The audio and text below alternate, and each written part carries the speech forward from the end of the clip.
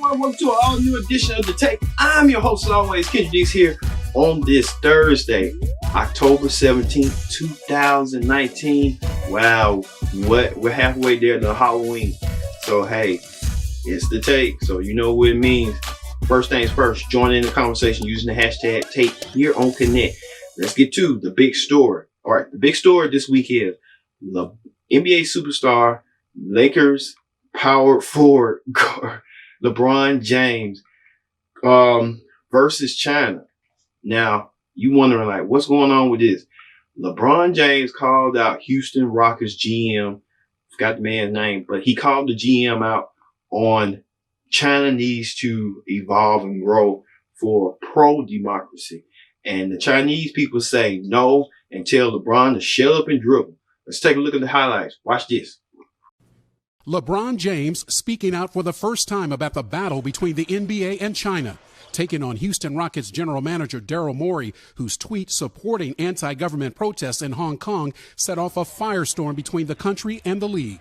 I don't want to get into a feud with Daryl, Morey, but I believe he wasn't educated on the situation at hand, and he spoke. James not commenting about any political tension in the region, instead focusing on how Morey's comments damaged the NBA's relationship with the country. So many people could have been harmed, not only financially, but physically, emotionally, spiritually.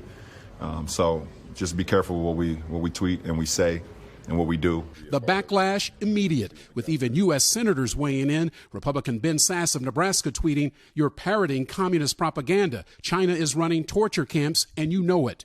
James taking to Twitter later in the day to offer a clarification, saying, "My team in this league just went through a difficult week. I think people need to understand what a tweet or statement can do to others. Could have waited a week to send it." This is the number one reason why we've created this platform, to be able to have moments like this. James is no stranger to weighing in on politics. Earlier this month, California Governor Gavin Newsom signed the Fair Pay to Play Act on James' HBO show The Shop. The four-time MVP also not afraid to take on President Trump.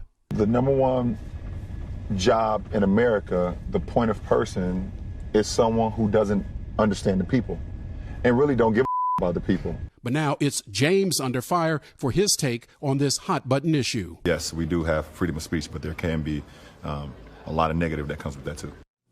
Ron, a lot of people, of course, are pointing to the NBA's financial ties to China. How deep are they, and is there any personal stake in it for LeBron James? Well, there's no question that China is one of the league's biggest markets, but for James, it's a bit more than that. He has a lucrative deal with Nike, and sneaker sales are a growing market in that country. He also has a starring role in the upcoming movie Space Jam 2, which has massive international appeal. So, all right, you saw right there, LeBron James, the critics talking about what LeBron should do, should not do, but it's a touchy situation because China is a communist nation. The United States is a democracy nation where freedom of speech is expressed everywhere you can, where we get some people that support President Trump and some people that don't support President Trump. That doesn't mean, like in China, if you don't support who you under your leadership, you know, chances are you can get killed or something could go wrong. But LeBron James speaking his mind, being a activist, he's been controversial saying stuff in the past about Trump and everybody else. But LeBron trying to stamp his approval as an activist and an athlete. So, you know, like, you make millions in China due to the NBA with that foundation with China. They want to keep China at peace and make that millions generate. So LeBron James at the standstill, and the NBA as well, on whether or not should they just go attack China on pro-democracy issues, and China like, we're not ready. So it's just that we'll just wait and see what's going to happen with that. Also, celebrity news, actress Jane Fonda gets arrested for this.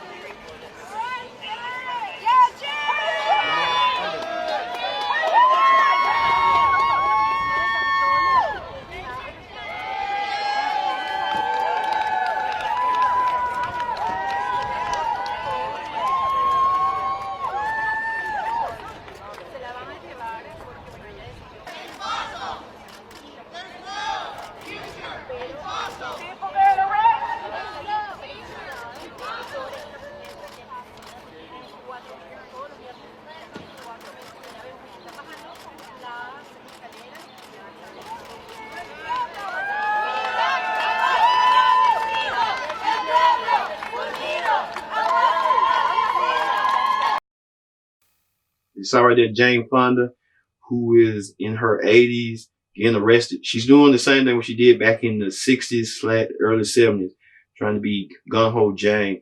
She's trying to provoke her activism. And now Jane Fonda trying to get aboard. She got arrested, and she says she's going to keep coming there every Friday. So Jane Fonda found some way to go in Washington, the Capitol, to do something about rights, equal rights.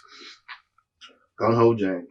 Also, in other news, could we see Whitney Houston and Notorious B.I.G. get inducted, enshrined into the Rock and Roll Hall of Fame? This is a possibility. You know, what do you think about that? Whitney Houston and Biggie getting inducted. This is their first time inductees. Could they make history doing so? I think Whitney Houston went down when she was first eligible back in 2009.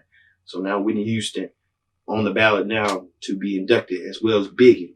You have to be in the music business for at least 25 years. So Whitney Houston has passed away. It's been about, 8 years? Almost 7 years? 8 years coming up.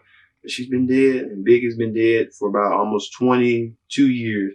So this would be enshrined into their legacy, that they will live on forever in the hearts and minds of us, the music fans. And that's what they say, music is so generated and so universal. Also, actor Billy Porter is in talks to play the fairy godmother. Wow.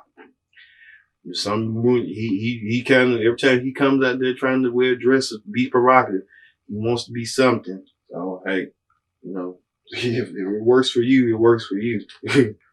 All right. All right. On talk shows this week, on Strahan, Sarah, and Kiki, the gang sat down with former Bachelor contestant Mike Johnson and asked him why he wasn't chosen to be the first Bachelor on network television. Watch this. Now, I really want to know what happened on The Bachelorette because we were all rooting for you. What happened, man? I appreciate that.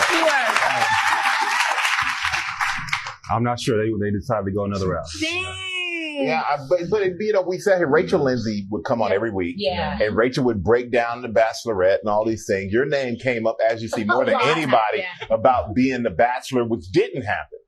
Do you think America was ready for a black Bachelor? We had a black Bachelorette. Do you think you're ready for a black Bachelor? This is America right here. Are we ready? We ready? America has spoken. I see you. Mike,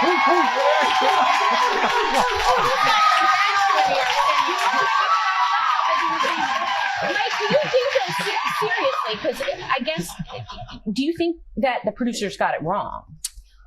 No, I don't think they got it wrong simply because they've been doing this for 24 seasons. So they obviously are doing something right. I feel that Peter, quite honestly, is an amazing dude. His family's great. Yeah. So nothing at all against Peter. He's great. I do feel, and I've said it before, and I'll speak candidly, that if I were to be the Bachelor, I think that the ratings probably would go down a little bit just because of some of the viewers. But then I feel that we would capture an even bigger audience and a different audience so that therefore the 25th season of The Bachelor will be even bigger. I love that you put that. All right. Mike Johnson saying that maybe the networks are kind of waiting for the right moment, the right time, the right fitting. Well, Mike Johnson didn't waste no time either, where he put Kiki on the spot and with this. I made a mistake. I don't like dating in public, but if I were to ask you if we can go on a date in public,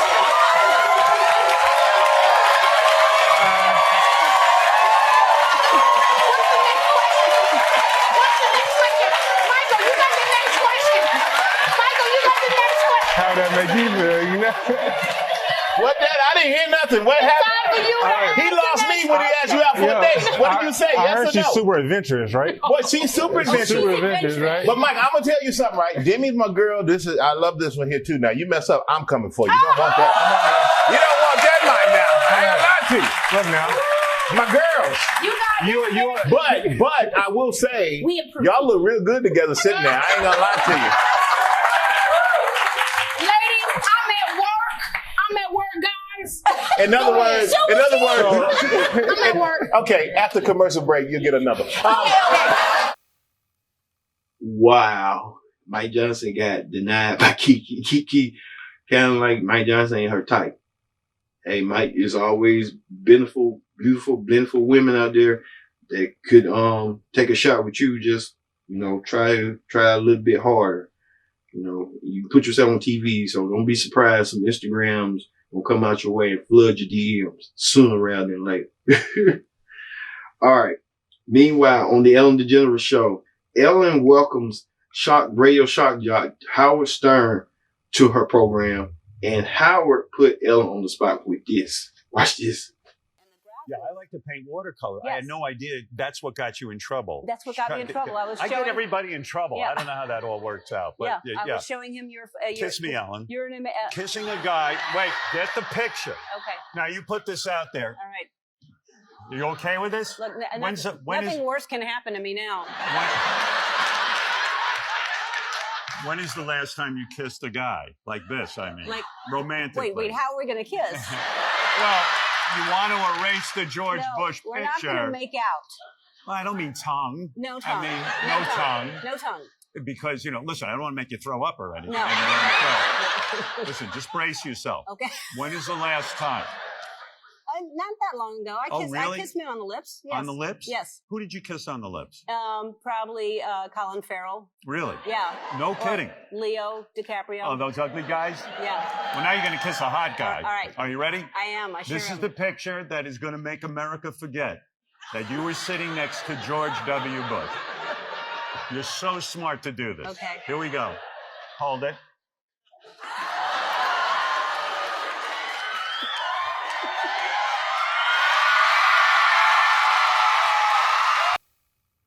Wow. Ellen and Howard kissing. Oh my God. That's just like kissing a wet fish. Ew. Oh my God.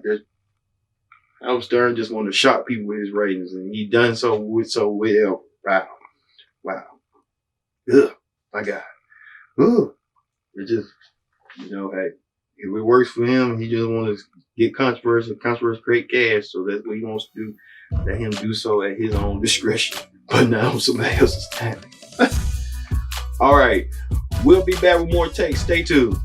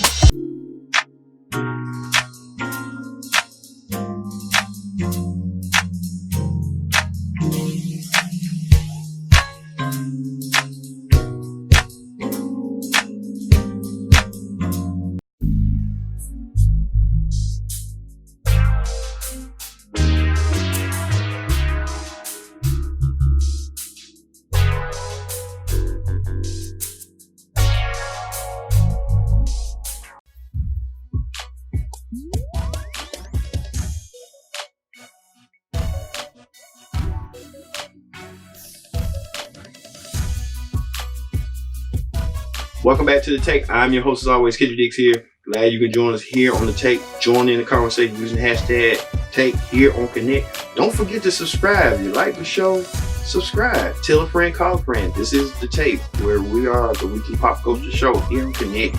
So let's get to it. Let's get to the political rundown.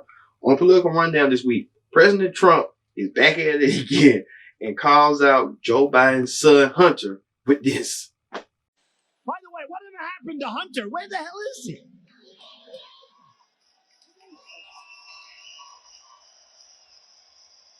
Where's Hunter? Hey, fellas, I have an idea for a new t-shirt. I love the cops, but let's do another t-shirt. Where's Hunter? Where is he?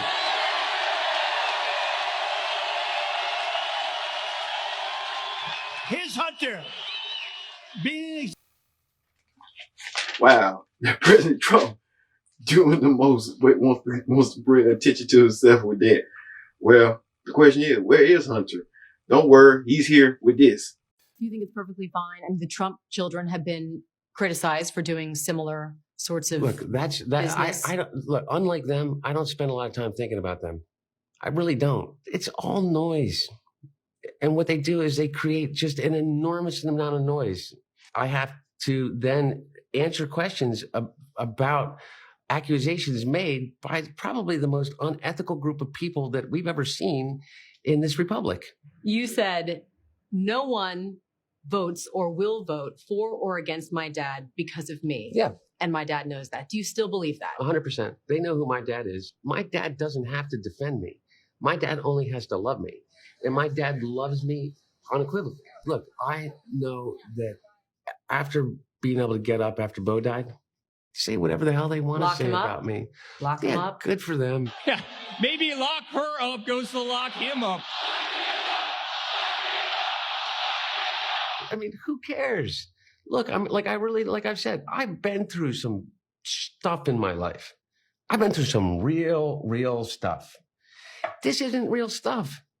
It isn't. It truly isn't. That part of it, that Barnum and Bailey, say anything, do anything you want.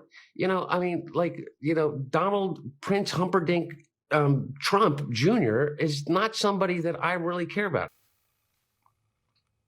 All right, sorry that Hunter Biden made it clear that he doesn't care what Trump thinks and what his children think. He don't care what everybody thinks and their antics over him.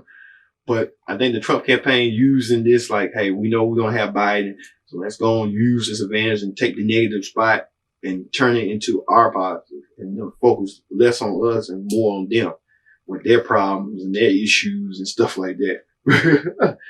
But Hunter sat down and interviewed with Good Morning America, Amy Robach, and he also brought up his latest regret in business dealings with Ukraine. Watch this. In retrospect, look, I think that it was poor judgment on my part. I think that it was poor judgment because I don't believe now, when I look back on it, I know that did nothing wrong at all. However, was it poor judgment to be in the middle of something that is it's a swamp in many ways? Yeah, and so I take full responsibility for that. Did I do anything improper? No, not in any way whatsoever. I joined a board. I served honorably. I focused on corporate governance. I didn't have any discussions with my father before or after I joined the board as it related to it, other than that brief exchange that we had. Well, Hunter Biden admitted that, hey, he made a mistake. He wants to own up to it. But, we'll see. Well, Hunter Biden, there's been a lot of rumors rumbling about him lately. You know what I mean. All right. On Newsies this week, what would you do if you laid in a coffin for 22 hours with roaches and with some nasty, disgusting pig feet, and at the end, you finally get paid $600? You won't believe this whole story. Take a look. Could you live in a coffin for 30 hours for $600? Would you? You do get out for bathroom breaks and to eat. Easy enough, right? Oh, wait. We forgot to mention exactly what you would eat. Cockroaches, pig's feet, and scorpions are among the things on the menu. This year, we've taken it up. We've turned up the terror, and it is intense. Welcome to Six Flags Over Georgia's 30-hour coffin challenge. 1,400 people applied for the second annual event. The park picked 6 contestants. Each had to stay in the coffin for the 30 hours. That's not bad. But this year's event included some rather disgusting challenges. I just want to prove to myself that I can do anything that I put my mind to. And for anybody watching, anybody tuning in, whatever you put your mind to, you can get it done. And yeah, just do you. For Evans, that meant putting his mind to bobbing for pig hearts. Yes, those are real pig hearts. The smell nearly knocked me over. Those guys had to fish 3 of them out of a container with only their mouth. Other challenges included wearing a fish head necklace, eating a whole lemon and onion, and devouring a disgusting dinner plate that included pig feet, frog legs, and scorpions. Mentally, the roach was the worst. Because, just think about it. It's like, you're eating a roach, bro. You know, I wasn't ready for that. But it wasn't the hardest. The hardest was the lemon and onion. When the clock struck 30 hours, all 6 contestants had made it through. That meant the winner would be determined by the challenges, thanks to Travis Feltman's stomach and determination of eating a cockroach in 13 seconds and consuming the disgusting dinner plate in under 2 minutes. He was named the champ. $600 richer, a multitude of Six Flags prizes, a full stomach, and memories that will last, then you might want to forget. The remaining 5 contestants all took home 2020 season passes. Should you have missed the horror of the Coffin Challenge, there's still plenty of terror at Six Flags for this year's Fright Fest. Piggy's Bloodshed is the new maze for 2019. It is nasty. There are butchers that are seething mad, out for revenge. There's body parts, dismemberment, blood, gore. You get the idea. It's really intense, but really fun. There are new scare zones, monsters, and holiday food too. But no cockroaches available. NelsonX, WSBTV.com. All right, you saw right there. I believe I could do it, eating the roaches, but then again, it's just like, well, roaches and shrimps are distant cousins. So I don't want it to be disgusting at first, but as long as I process in my head, like, I want the money, I want the $600. You have to process that. And then you lay in the casket for 22 hours, that ain't nothing. It's just like, hey, you ain't dead yet. So, hey, it's Halloween season and stuff like that. But a lot of people would do that. I believe so. Whoever did it, they did it in Georgia. So, hey, here's what it is. All right, other news. A deputy prays with children and tells them the foundation of God. Watch this. Emerald, and your name? Ricky, are you guys going to get baptized? Is that what you said? It's the same thing. Baptism? Would you mind if I pray with you guys real quick? Yeah. Okay, let's pray. Father God, we come to you today in the name of Jesus Christ, and we thank you for this day. And Lord, I pray over these little children right now, Father God, you keep them safe and you watch over them, Father God, in all the days of their life. Father God, watch over their mommy right now, Father God, with her job and her life, Father God. And Lord, right now, Lord, I plead the blood of Jesus Christ over these children, Father God, and their mother. Father, we ask for protection, for your love, and for your joy and your peace over all of our lives, Father. In the awesome, mighty name of Jesus Christ, amen. And you guys have a good day. Listen to your mom and you listen to your khia, okay? Bye, guys. Wow, they're definitely trying to pray with the kids and tell them the gospel of the Lord. So, hey, they definitely knows what he's doing. He definitely wants to, do that and, bring to the kids' attention and stuff. All right, and finally, the viral video of the week. On the viral video of the week, man, grandma is feeling herself and doing the most when she does this. Watch this. All you ladies pop your pussy like this. Shake your body, don't stop, don't miss. All you ladies Granny, get in the car. Shake your body, don't stop, don't miss. Just do it. People are watching you. Do it now. Lick it good. Suck this pussy just like you. Granny! Right now. Get in the car. Suck this pussy just like you should. My neck, my back, lick my pussy and my crack. My neck, my back, lick my pussy and my crack. My neck, my back, lick my pussy and my crack. My neck. Granny, get in the car. Fuck you. All right, you saw that, grandma. My neck, my back, lick my. Grandma just feeling herself. Grandma, like, she wants to do it. She feeling herself. She got her inner treat on. So, like, grandma feels like she wants to shake a tail feather and keep it going. Can we play again? All you ladies pop your pussy like this. Shake your body, don't stop, don't miss. All you ladies Granny, get in the car.